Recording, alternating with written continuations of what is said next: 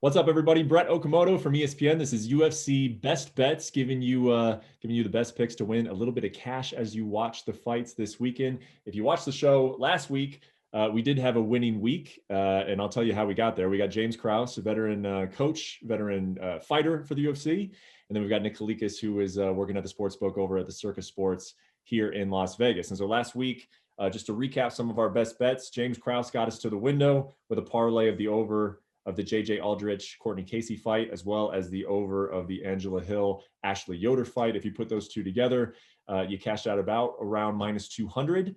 And then for the first time ever in this show's history, we had a best bet showdown, which I loved. I was excited to see. I made sure I was in my seat, ready for the featherweight fight between Dan Ige and Gavin Tucker. James was on Tucker, Nick was on Dan Ige, and we got a result in 22 seconds. A one-punch knockout by Dan Ige. So good job there, Nick. I mean, you left no doubt on that one. I appreciate it. I'll take those wins all day because they don't hit the scorecards on top of it. And we all know that how much of a wild card factor it is when it does hit the scorecard. So with Ige sparking them that early, I will take it all day. It's a shame that one of us has to lose, but we're going to go head to head sometimes. And I'm glad the chalky side kind of won, to be honest with you. Well, that score is officially Nick 1. You got to take the L's. You got to take the L's. We'll see. We'll have another showdown at some point. You know, sometimes when you wager money, you want to be entertained. You want to watch the fights. You want to let it play out a little bit. But there's nothing wrong with a 22-second knockout and just you're going straight to the cashier with it. So let's get into this weekend. We got a middleweight main event: Kevin Holland versus Derek Brunson. Kevin Holland is the favorite currently at William Hill, minus 170. Derek Brunson plus 145. So pretty competitive fight here, and the odds have been interesting. I mean, Nick, you and I were talking about before the show started that it opened offshore actually with Brunson as a small favorite, and then money poured in on Kevin Holland. And so, you know, when William Hill actually opened this a little later, they had Holland as the favorite right from the beginning, as high as minus 200. So immediately when that line came out and had Derek Brunson a small favorite, a lot of people came in on Kevin Holland, which is not surprising. He was a breakout candidate in 2020. And just before we get to the analysis, the over-under of this fight, over 2.5 rounds, you're getting minus 110. Under 2.5 rounds, if you think the fight's going to end in the first 2 rounds or that first half of the third round, you got to pay minus 125. So kind of sort of right there in the middle as well in terms of the juice on the over-under. So James, let's get to you first. What do you think of this main event? It's really intriguing to me because both these guys are kind of both of them are it's so weird. It's weird. It's an interesting matchup because both these guys are they're weird to me. Both of them have shown that, you know, Holland coming off of a crazy win over Jacare, and he's beating guys like in these awkward, weird ways, and he's a dog. He fights really well, and then I look over and I see Brunson, who just beat Shabazi, was his last fight, right? And he looked incredible in that fight. And man, when I look at this fight, it's like I can just see so many different things happening. And I got to be honest with you, I can see some value in the plus side of this with Brunson. You know, I don't know where I'm really going, to be honest with you guys. I've thought about this a lot. You know, we know we're taping the show, and I don't know where I'm going to go with this, but I do know one thing, and I do think there's some value in Brunson. I'm not necessarily picking him to win, but there's definitely value there.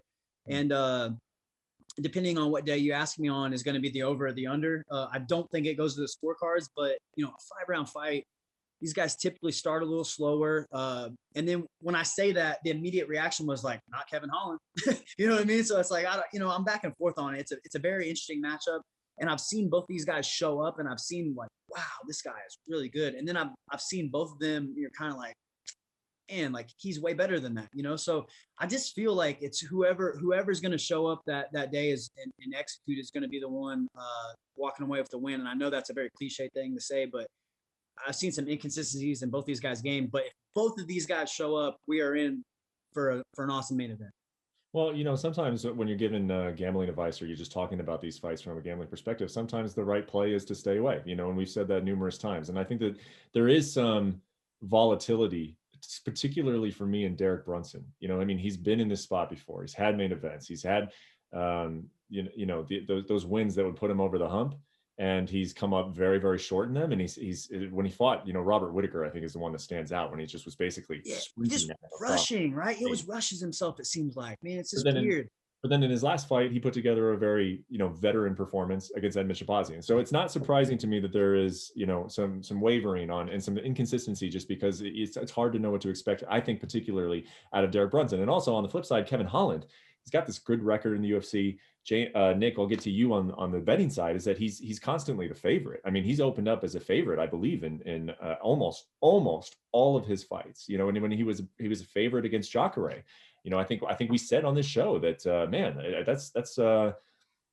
it's kind of surprising to see a guy like Kevin Holland, who is untested, be favored against a guy like Jacare. But he has passed those tests. But you wonder, when you get to a guy like Derek Brunson, he's taken a little bit of a step up. So based on Nick, what you've seen just in the marketplace and how it's valuing Kevin Holland, what do you think of this main event? Yeah, it is tough, as James said, because honestly, both of these guys struggle with the other side of things, meaning stylistic matchup. Brunson typically struggles with people he can't get down and they outstrike him, possibly knocking him out. He's had a chin issue throughout his career, I think, a little bit, durability.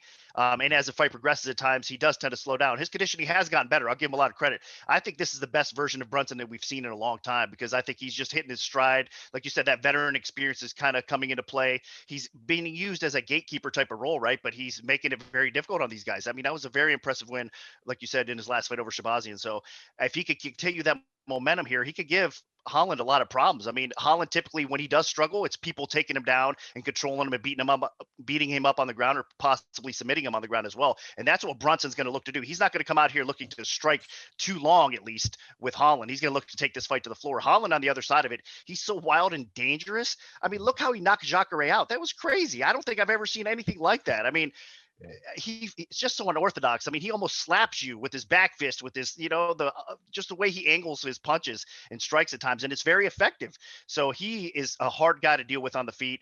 I think, and stylistically, it's a nightmare matchup if Brunson cannot get him down. So I don't know. I expect fireworks in this fight for sure. I'm leaning towards Holland knocking Brunson out along the way. I just think it's going to be too much firepower for Brunson to take it, but it is difficult at the betting window sometimes to lay that kind of chalk. And Nick, what do you think about, just in terms of how is the market looking at a guy like Kevin Holland right now? I think he's got a ton of potential. He's got a ton of flash, but again, maybe I know Jacare win was fantastic, but a little bit unproven still. You're still wondering if how he's going to do at that next step. So is there hesitancy from the marketplace, or are they in love with this guy? Yeah, no, the early money coming in his way as well. I think that was a big indicator of his popularity. Some of the early bettors thinking, oh, we're getting Holland at a dog price. So they understand he's kind of like the next potential star in the UFC. So a lot of people are jumping on his bandwagon, but there's also sharp money that's coming along for the ride as well. So we are seeing Holland get bet by respected action, even laying -170, -180, right on that side. So he's going to have a mix of actual public money and some sharps believing in him. And of course, on the other side of it, I think it's going to be a lot of sharp money coming in on Brunson, believing in the stylistic matchup with the takedowns and with the wrestling stuff. We haven't seen a ton of sharp money yet on Brunson, but it'll come for sure by fight day, especially if the line continues to increase the way it is.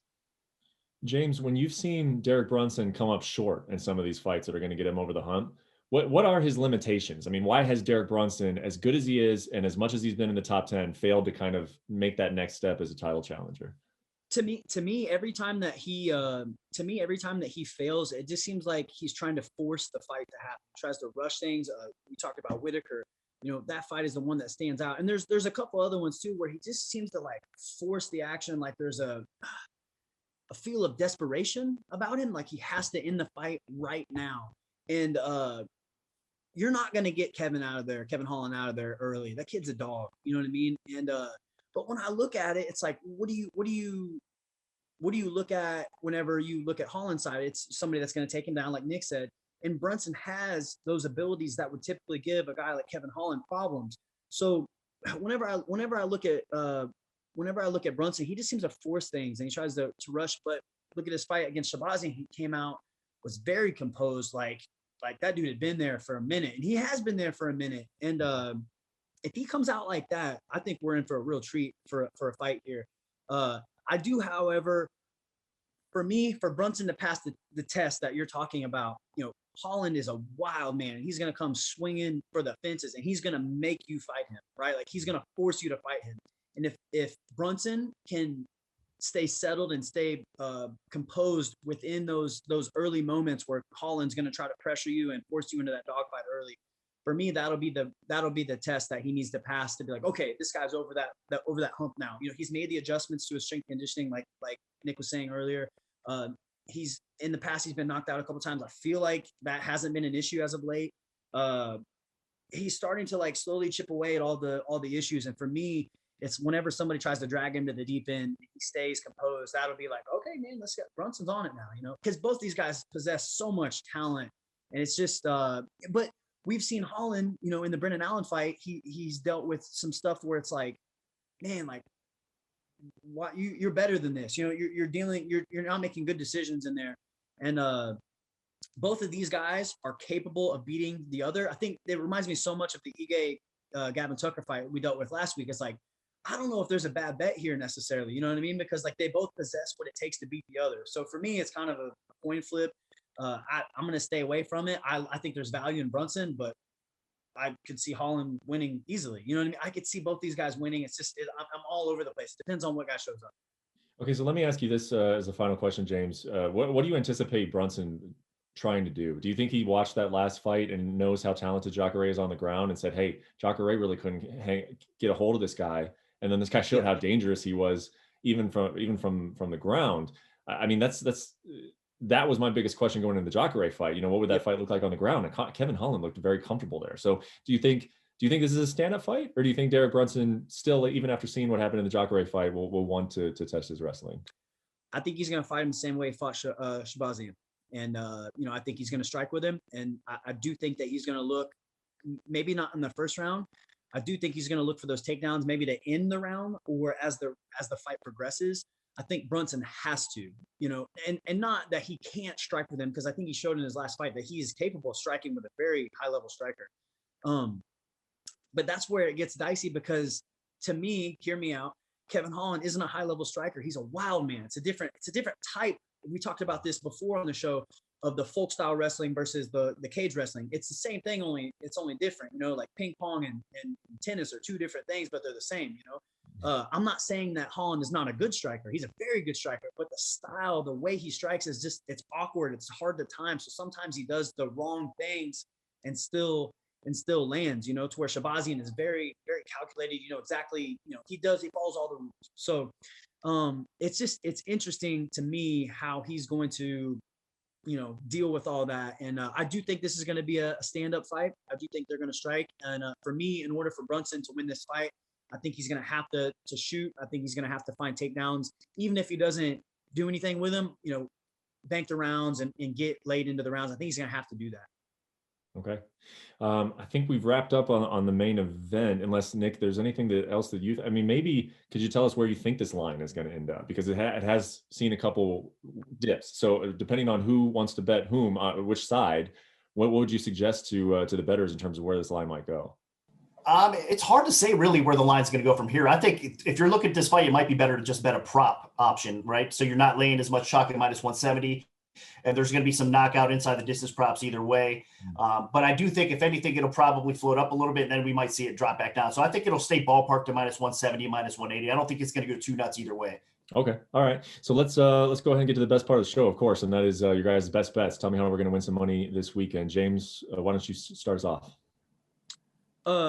I have two different ones. I always like to play with the parlays a little bit. I'm not really big on parlays, but I do think there's some value in some of these huge favorites, right? So if you put Julia Avila, you put Montel Jackson, and you put Cheyenne Bays in that in a parlay, all that they're going to win parlay, I think that comes out to minus 115, and they're all huge favorites. You know, I think we're at like 350, 350, 650 or something like that. It's somewhere around there.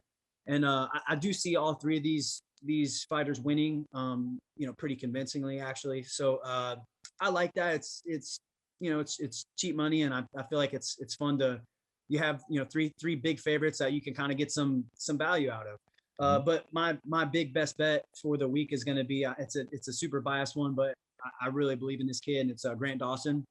Right now, I think he's at minus 200. Nick, can you confirm that? Sure. 1 second. Let's see where I think he's at. Yeah. I think he's He's hovering around minus 200. Yeah, minus 190 out there, minus 210, minus 200s out there. So yeah, around minus 200. Yeah, so he's Grant's 4-0 in the UFC. The kid has relentless cardio. His wrestling is amazing. In my opinion, he has some of the best ground and pound in the UFC, and he has some of the best wrestling on the fence in the UFC. He's fighting Leonardo Santos, who is undefeated in the UFC, but he's getting a little older, and he hasn't looked as impressive as of late. I think he's 41 years old, and he's shown that he's getting tired in fights, and against a kid like Grant, man, Grant just doesn't get tired. His grappling is amazing. If he can stay away from that right hand of Santos in the fight, I think he's going to be in business. I think he's going to just cook this dude up and really, really dominate on the ground. And if you guys want to have a little fun and throw something in, go Dawson. You're going to think I'm crazy. Dawson by submission. Dawson by submission. All right. Against a 7-time world champion in jiu-jitsu. So coming from the head coach himself. So either biased or maybe right on the money. So I won't end up finding out on I Saturday. I feel like I'm on, man. I think I really believe Grant's going to win this fight. All right. So looking forward to that one. Nick, what do you got this week? Dawson, definitely a special prospect, I think, man. This guy could definitely go far. I love watching him fight. So I think James is definitely on the right track there. My best bet is going to be the main event. I mean, Brunson and Holland does not go to the scorecards. I mean, look, I know this could play out and go a few rounds here, but I don't think it's going to go all 5 rounds, and I don't think we're going to get to see the scorecards. I just think if Brunson has success as the fight progresses and gets Holland down to the ground, eventually, I think his pressure, his ground and pound, he's going to find a way to finish on the ground before it hits, like I said, the scorecards. Or if Holland wins, I think it's more likely that he ends up finishing Brunson along the way by knockout. He's got some slick chokes. You cannot deny that either. I think Holland does have multiple passive victories as far as finishing ability goes. So I think there's just too much danger on both sides of it. I believe, if I'm not mistaken, Brunson's average fight time in the UFC is around 7 or 8 minutes right now. And I also believe Holland is around 10 minutes. So, I mean, averaging out, it makes a lot of sense. And at minus 200 for the fight not to go the distance, I think you're getting a lot of value. That sucker should be like minus 300 or above. So there's plenty of value to be had there that it will not go the distance. So that's my best bet. Make sure you also check out UFC on the Line on UFC Fight Pass tomorrow, 7 p.m. Eastern. We'll be doing a live show, and I'll have some more bets there as well. All right, there we go. So a couple best bets from the guys. Let's keep this momentum going, guys. We had a winning week last week. We had a winning week at the pay-per-view before that. So we'll hit this one. And then, of course, we got the big one the following week, UFC 260, Francis Ngannou, Stipe Miocic, Brian Ortega, Alexander Volkanovski. I can't wait for that fight just as a fan perspective, but hopefully I'll make a little bit of money on it as well. So thanks for the time, guys, and enjoy the fights this weekend. Thank you for watching ESPN on YouTube. For live streaming sports and premium content, subscribe to ESPN+.